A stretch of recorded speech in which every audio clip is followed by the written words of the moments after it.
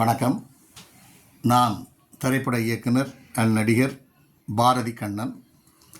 அருவாவேலு, கண்ணாத்தாள், திருநெல்வேலி, ராஜராஜேஸ்வரி, பண்ணாரியம்மன், தாயே புவனேஸ்வரி, கரகாட்டக்காரி போன்ற 10க்கும் மேற்பட்ட படங்களை கதைவசனம் எழுதி இயக்கியிருக்கிறேன். என் வாழ்க்கையில் இதுவரைக்கும் ஒரு சின்ன எந்த குறைபாடும் இல்லாமல் எந்த ஒரு வழக்கோ வம்போ இதுவரைக்கும் நான் சந்தித்தது கிடையாது, சந்திக்க போகிறதும் இல்லை.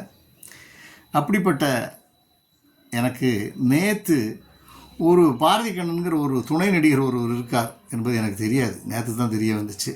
அவரை ஒரு பாலியல் பலாத்கார வழக்கில் போக்சோ சட்டத்தில் கைது செய்திருக்கிறார்கள் கோயம்பேடு போலீஸார்.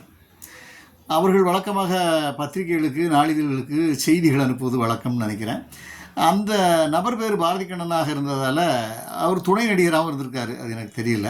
அவர் துணை நடிகர் பாரதி கண்ணன் அப்படின்னு சொன்னதும் நிருபர் தவறாக புரிந்து கொண்டு சினிமாவில் பாரதி கண்ணனா இவர் தானே இருக்கார் அப்படின்னு என் பெயரை ஃபோட்டோவை போட்டு அந்த தவறான செய்திக்கு என் ஃபோட்டோவை போட்டு செய்திகளை வெளியிட்டு விட்டார். அது எனக்கு பெரிய மன உளைச்சலையும் எங்கள் குடும்பத்தில் உள்ளவர்களுக்கு ஒரு பெரிய மன உளைச்சலையும் அது ஏற்படுத்திடுச்சு. அதனால் அந்த சம்பந்தப்பட்ட நபர் பாரதி கண்ணனுக்கும் திரைப்பட இயக்குனராகிய பாரதி கண்ணனுக்கும் எந்த சம்பந்தமும் கிடையாது. கைது செய்யப்பட்டவர் வேறு. எனக்கு அதில் எந்த துளி அளவு கூட இதுக்கும் சம்மந்தம் இல்லை. அதனால் தவறுதலாக அந்த செய்தி போட்டாங்க. அவங்க மறுப்பும் தெரிவித்து இன்னைக்கு வெளியிட்டாங்க. அதுக்காக அவர்களுக்கு நன்றி சொல்லிக்கிறேன். இதை நம்ம யூடியூப் சேனல்காரங்க, ஃபேஸ்புக்கு, இவங்கெல்லாம் நிறைய பேர் இருக்கீங்க, நம்ம நண்பர்கள் தான் எல்லாருமே.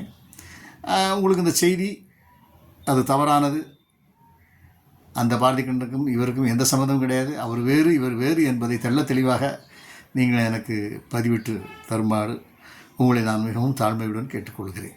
நன்றி, வணக்கம்.